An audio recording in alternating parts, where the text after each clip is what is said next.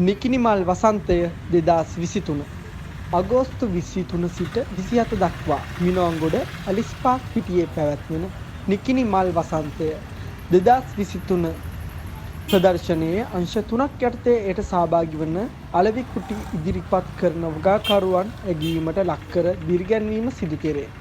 ඒ සඳහා ලබා දීමට නියමිත සම්මානීය අනුරූපණයයි මේ දිවයිනේ පවත්වන විශාලතම මල් ප්‍රදර්ශනය වන ග්‍රීන් පැරඩයිස් ප්‍රදර්ශනවලද එයට සහභාගී වන වගාකරුවන් නිසි ඇගීමට ලක් කරමින් සම්මාන සහතික පත්‍ර ලබා දීම අප මේ වෙන විට ක්‍රියාත්මක කර ඇත.